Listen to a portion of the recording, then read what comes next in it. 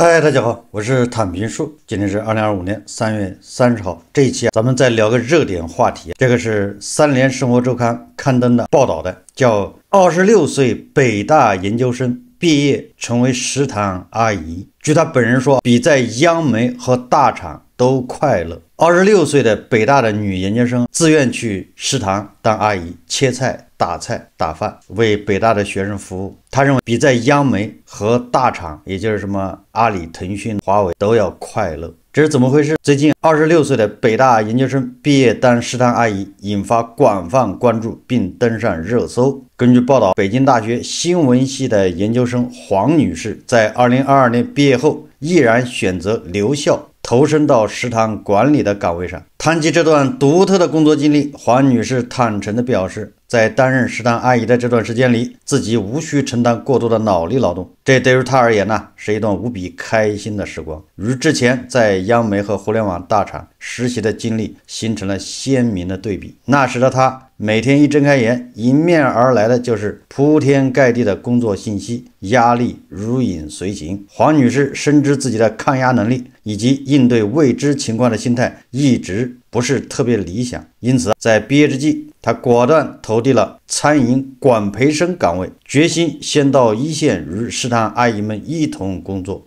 尽管这份工作异常辛苦劳累，但黄女士却有着独特的感悟。她认为体力劳动与脑力劳动有着本质的区别，体力劳动带来的是疲惫，往往只需要通过充足的睡眠和适当的休息就能得到很好的恢复。不仅如此，黄女士还怀揣着更远大的职业理想。她表示自己的目标是成为食堂经理，而做管培生是实现这一目标的必经之路。那对于外界可能存在关于食堂阿姨这份工作是否体面的质疑，黄女士显得十分豁达。她坚定地认为，一份工作的好坏不在于他人眼中的体面与否，关键在于它是否真正的适合自己。大家看视频。朋友们都叫我黄妈，今年26岁，22年在北京大学健康传播专业毕业之后，就是从食堂阿姨就开始做起的。做食堂阿姨的时候，也不用做太多脑力劳动，算是我这辈子特别开心的一段时间了。因为我在这之前，一是我在央媒实习了，然后二呢是去了互联网大厂，他可能是每天会要给你 KPI， 我一睁眼就是微信，闭眼之前也是微信，一天都不带停的。就其实我这个人抗压能力，还有就是那种应对未知的那种心态，其实一直来都不是特别好。毕业的时候我投的就是餐饮管培生，主动提申请，就是我希望可能够就是先去一线，跟食堂阿姨们一块工作，真的很快乐。我到了单位之后，我就是先打汤，先打粥和豆浆，很大的不锈钢大桶，满一桶，从早上到1点闭餐，基本上是没有坐着的。然后我是最开始其实挺不习惯的，站不住，我们一块切菜，就切什么黄瓜呀、原生菜呀、辣椒，太辣了，太辣手，一上午可能一筐辣椒，辣到第二天早上手会辣肿的那种，硬扛着过去吧，就慢慢它的那个辣椒素那个辣痛感就消失了。虽然说很累很辛苦哈，这种体力劳动不像脑力劳动，它真的就是一种我可能睡一觉睡2觉，我周末多休息休息，这种好的事情。我是湖南农村出生的，爸妈是公交车司机，我们那片很少有小孩考上北京的重点的学校，考了607分，政府奖励了5000块钱。本身嘛，那一代的就是爸妈，这个事情对于他们来说本身就是很争气的一个事情，可以明目张胆的炫耀。他们能理解就是你做食堂阿姨的这件事情，感觉还挺复杂的。别人问女儿回来了啊，是在北大上班是吧？然后我爸说啊，对，很多人就会以为我是在北大当教授、当老师啊这种，我也很能够理解。就我做这个事情，工资也就一个月可能5、6千块钱，他们肯定会有一定担心的。还有一点呢，就是不太希望我吃苦，因为餐饮这个行业就跟他们开公交车司机这些行业是一样的，就是他们会不太愿意我在重蹈他们的覆辙，然后吃太多的苦这样子。那我现在的话，其实还好，因为我做这个事情，它有一个前提，我可能需要做食堂经理。然后我需要做食堂经理呢，我在学校里我可能就要先做管培生，做管培生呢，我就需要先在一线轮岗，然后做食堂阿姨。其实就相当于得一步一步往上走，我才能做到健康食堂这件事情。就在我看来，我觉得它是很有市场价值的，对，也是能赚到钱的，这个肯定是的。毕业的同学朋友，他们大概能赚多少？他们应该至少1-2万吧。就是从最开始的时候，我就觉得这是大家不同的选择，就他们能赚到多少钱那是他们的事情，然后我能赚多少钱是我的事情。每条路有它不一样的辛苦，只要你能够接受，你能够就是包容它的话，这份工作你觉得适合自己，那就是对于你来说很好的工作。然后这个事情是自洽的，它可能就是胜过其他一切，体面不体面，然后或者说赚钱的多少，这个它远远比其他一切都更重要。我一看这个新闻，又是叫百感交集。北大硕士黄女士，而且我看这形象也不错，她毕业之后甘当食堂的阿姨，这个我想也引起了舆论的热议，要不然热搜都挂了好几天。这是在互联网上也是比较这个炸锅。说实话，我刚看到这个标题的时候啊，第一反应是怎么北大硕士去打饭？我记得以前都是北大硕士去当小学老师，竞争中学老师，顶不济是北大博士到深圳哪个中学竞争老师这个岗位，这个无非就是体现出一个编制。我还记得北大的毕业生卖猪肉，这也是媒体报道过的。但是你说北大的硕士跑到食堂去打饭，但食堂阿姨切菜切墩变成伙夫，脸大脖子粗，拿学历来炖汤。但是我仔细的看了一下这个视频，看了这个采访，发现黄女士她的选择还是有点意思，她不是那种随便混混的摆烂，多多少少带着有点叛逆和那种似乎人间清醒的味道。那我们不禁要问，黄女士作为当时考上北大，那也是家乡的骄傲，北大研究生也是村里的希望，那是村里很多孩子学习的榜样，不用说了。那她跑到北大食堂，对吧？当这个做饭的阿姨，这个到底是人生赢家、另类逆袭，还是高学历的一个自我贬值？按我们的这个理解，那26岁北大新闻系硕士，那他的工作应该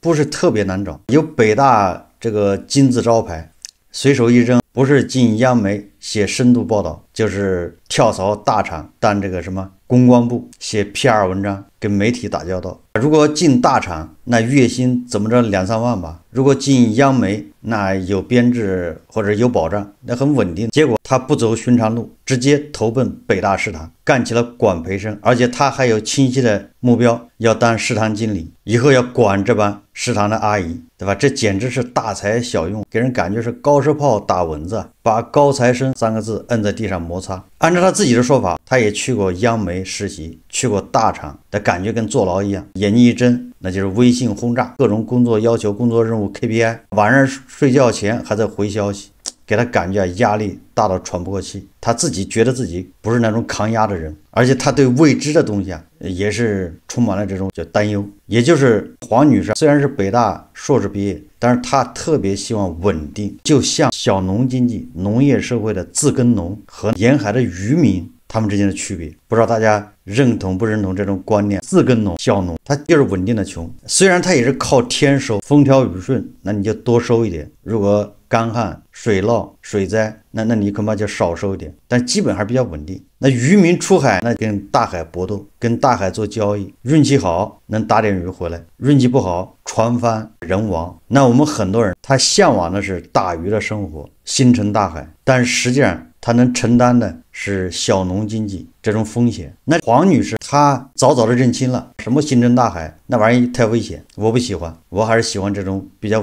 确定的，即便这工资低不要紧，别人工资3-4万，我这几千块我就图个稳。脑力劳动很难恢复，每天烧脑，每天闹心焦虑，各种 KPI， 虽然拿得多，但是担心的多，压力大。而这种体力劳动虽然也累，你切一天的菜，你打饭，这恐怕也是个不轻松，但是你晚上休息，晚上就好了。劳心和劳力的区别，劳治人，劳力者治于人，应该这么说。但是他综合评价了评判之后，他投了食堂管培生的岗位，想先去一线体验生活，对吧？你看上去好像有点那么叛逆，但是你仔细想想，似乎还真有点道理。在这个社会，有多少人被996逼得精神崩溃？996是现在都不行了，还得有007全年无休。你比如说杭州那个网约车司机，3年70万，连30晚上他都在干活，没有休息的时候，对吧？卷到极致。那这个黄女士人家不想卷了，选了个体力活，这个是咱们说理解黄女士的这一点。但是就热点新闻来说，那我有其他的看法。首先一个，现在媒体总是想搞流量，总是想博眼球，它突出北大硕士和食堂阿姨，你看这种是不是特别大的一个反差？用这种反差去博大家的眼球，去博流量。这个怎么说也是新闻人媒体的一个悲哀。自媒体这么搞或许还能理解，因为自媒体它是自己刨食吃，自媒体经常搞标题党，这个大家屡见不鲜，见怪不怪。但是你说你正规的媒体你也这么玩，如果你看标题，你是不是觉得你看北大的硕士去当食堂阿姨，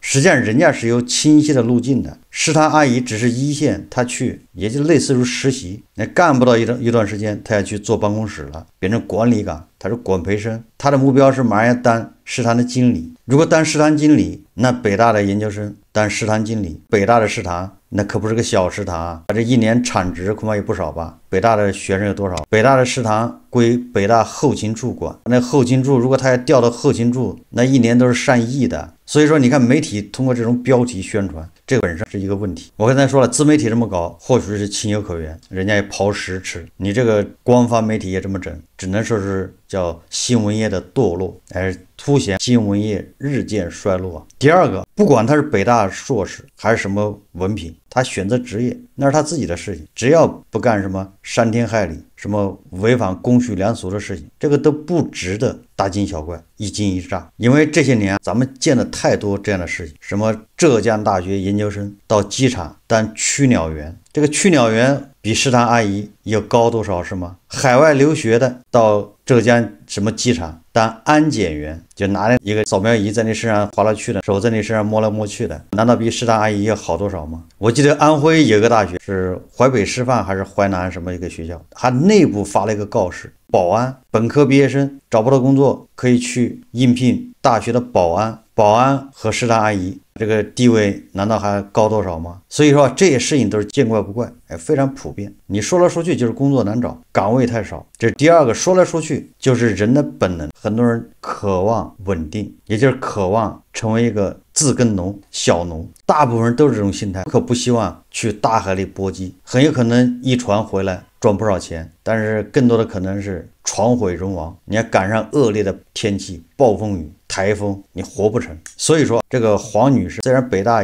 研究生毕业，她想干什么她就干什么，只要不违法，本身这个事情实际上不值得整个社会大惊小怪，它都不应该成为一个新闻事件。但是这个正规媒体它就这么炒，我在想恐怕还有一种是为了引导现在很多焦虑的年轻的大学生，你现在毕业就失业，你找不到工作，你不能学人家吗？人家北大研究生毕业，人家都愿意把长衫脱下来，人家去做食堂阿姨，你为什么就不行？就不能做保安是吗？你就不能做保姆是吗？你就不能做保洁吗？这三宝哪一个不稳定呢？你看多少都有这种心灵鸡汤抚慰这些找不到工作的大学生。你是哪个学校毕业啊？人家北大研究生都可以去食堂当阿姨，你那个学校难道比北大还厉害吗？你看这么一想，是不是你问题出在你自己身上？你就可以去工地上搬砖，工厂拧螺丝，到碧桂园当5星上将，官媒下场宣传这个东西，恐怕多多少少是为了安抚，为了缓解现在大学生的就业焦虑。现在大学生你就应该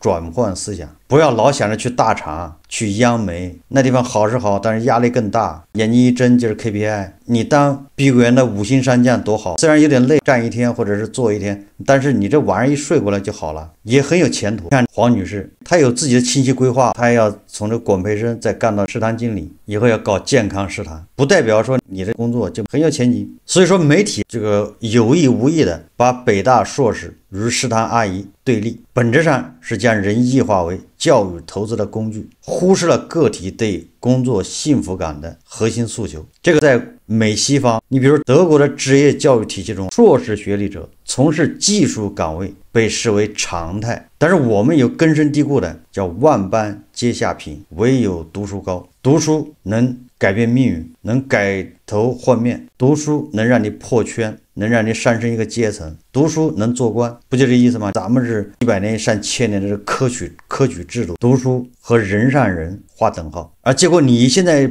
北大硕士一毕业，你搞个食堂阿姨，你看是不是颠覆了人们心中那种固有的这种概念？实际上西方职业平等观念还要我们要加强吸收，要改变。我们虽然现在要提倡，对吧，各个行业都是平等的，但实际上不是这样。高学历人才下沉至基层岗位的现象，本质上是职业选择多样化的必然结果。在互联网大厂996文化与绩效焦虑的挤压下，越来越多年轻人开始重新评估工作的本质价值。这个黄女士坦言更想吃体力的苦，这个恰恰揭示了脑力劳动者在高压环境中的普遍困境。当 KPI 成为悬顶之剑，简单的体力劳动反而成为释放精神压力的处。实际上这个不稀奇，这种现象跟日本宽松世代青年逃离都市从事农业的趋势形成这个呼应，这个共同验证了职业满意度与劳动形态的复杂关系。日本也流行，有那么一阵子流行叫避世，就是年轻人读完书他也不上班，压力太大，他到农村去种地养花，出现一种逃离都市的感觉。实际上逃离都市在咱们那也是隔几年就要炒一次的。世界这么大，我要去看一看，大家还记得吧？这个好像10几年前是一个河南的一个老师，大家知道那个时候他是有编制的，老师他毅然决然的辞职的理由就是世界这么大，我要去看一看结果我记得我还做过节目现在有记者去追踪他好像辞职半年就跑到哪儿，跑到大理什么地方开民宿去了，结果赔得一塌糊涂，现在被迫回到老家，跟丈夫离婚，带着孩子，现在又在从事教育工作，又在当老师。从老师到老师，职业没有变，唯一的变化就是编制没了。上一个老师他是有编制的，现在这个老师没有编制。这个世界这么大，我要去看一看，看一看的代价就是编制。编制恰恰是人们心中的所谓的稳定神器，编制你才稳定，没有编制怎么叫稳定？说这么多是什么意思？也就是我们现在确实应该好好的审视一下自己，我们有数的概念也把它捋清楚，因为毕竟我们现在已经改革开放40年了，经济也取得了一些进展，最主要的是我们现在的心态、现在的技术条件、手段都发生了翻天覆地的变化。我们不应该像30年前那样读书跟你只要大学毕业好，你就是国家干部，自动就有编制。说来说去，我们现在的就业观这个话题我们经常聊，现在我们说来说去，你从事什么行业，做什么的工作，本质上没有什么好坏，适合你的就是最好的。如果你找到一个适合你的事情，这个人生是幸福的。如果你找到一个工作不适合你，哪怕你在大厂月薪3万，但这工作不适合你，我想你也是身心疲惫，越干越焦虑，越干越不快乐，最终反被其累，反被其害。这样的例子非常多，举不胜举。所以说作为一个年轻人，你最要干的是把爱好变成工作，你的爱好和工作合二为一，那你这份工作一定不仅有意义，而且一定有成果。因为兴趣是最好的老师，但是绝大部分人说我根本做不到把爱好变成工作，这个确实，这客观现实就是这样。有人说我爱好就是踢球，那我把爱好变成工作，我踢球变成工作，那国家队也不要我，职业队也不要我，那我要踢球的话，我养不活自己，没饭吃。确实这样，所以我们要反过来思考，把工作变成爱好，干一行爱一行。我找到一份工作没有办法，我只能干食堂阿姨，那我就爱上这个工作岗位。你只有这样你才会顺心，你只有这样你才会找到意义，你只有这样你才会越干越顺手。有很多人找到一份工作，但是他不珍惜，他根本就不喜欢这工作，每天就是混摸鱼糊弄。但是往往这个世界这个命运它就是这么捉弄人，你一混10年8年过去了，还真是这样，你不喜欢，但是你又干下去了，结果到时候企业发生变化，或者这个行业发生变动，你被裁掉，那个时候你就发现了自己两手空空，啥都没有，既没有专业技能，也没学到什么东西，也没赚到什么钱，时间被浪费掉了。更主要的是这10年你没有快乐，你的工作是赶鸭子上架。所以我从个人层面，我觉得黄女士作为北大硕士到食堂当阿姨，浙大的研究生到机场当去鸟员，从个人角度来说，我觉得没什么，都是自己的选择，喜欢就好。无非你是想稳定，那也可以，稳定了你心安，你过得会快乐，你不抑郁，你不得病，这是自己的选择，没毛病。但是从社会角度来说，你浙大的研究生，你去干这个工作，某种程度上是一种教育资源的浪费。咱们最近在谈的北大多么难考，北大的学生1年才多少，你好不容易考上了，你占据了这个教育资源，当然是你自己努力得到的。从社会角度来说，你享有了这个教育资源，但是你的毕业跟你这个教育资源没关系，那就相当于你把这个资源浪费了，这个教育资源配置有问题。当然食堂阿姨最好的学校是蓝翔，或者是其他的什么烹饪学校，或者是其他什么餐饮管理学校之类的，术业有专攻嘛，你完全没有必要在北大读完研究生，然后去干什么食堂阿姨。对食堂的这些人也是不幸，就是说以后你看高学历的人去食堂卷保安、卷去鸟员，你让那些高中毕业的、中专毕业的，你让他们去干什么？这不就是降维打击？所以我们从社会角度来说，这个也不值得提倡，没有必要宣传报道。但是我从个人角度说，我是支持的，我自己的选择你管不着，对吧？我就喜欢当保洁。但是从社会，毕竟有很多人想得到教育，他没有办法，而你轻松的获得了北大的学历，完了你去当食堂阿姨，这个确实你不管怎么说，那都是社会资源浪费。北大每年要花300亿，我这举个例子啊，我这不一定准确。那北大如果说有10万学生，那就相当于每个学生一年要花30万，就花在你一个学生身上，平摊吗？就是没培养一个学生，一年要30万，这就是资源的投入。结果你这4年下来，你再加上研究生，这多少年啊？你就花了将近200万，完了你就去干个食堂阿姨。你从社会角度算账，那是绝对浪费。最后我想说的是啊，从个人角度来说啊，黄女士啊，北大毕业、研究生毕业去当食堂阿姨，这是一种就业观念的一个升级，这是新的社会背景下、新的这个环境下，这些大学生对就业已经发生变化，不再像30年前一样，或者是像父辈那样找个工作就是一辈子，或者找个工作必须是坐办公室，必须是白领，否则那不叫工作啊。你说在食堂当阿姨，你跟谁说，恐怕他接受不了这是叫工作。它有一个专有名词叫打工，没有人会把食堂当阿姨叫工作的，就不是个正经工作。但恰恰北大的研究生他就这么干，你也就说明了当下这个年轻人择业观在悄然发生变化。最后我想说的是啊，咱们还是想办法发展经济，为年轻人提供更多的就业岗位，让年轻人他有选择的余地，而不是迫于压力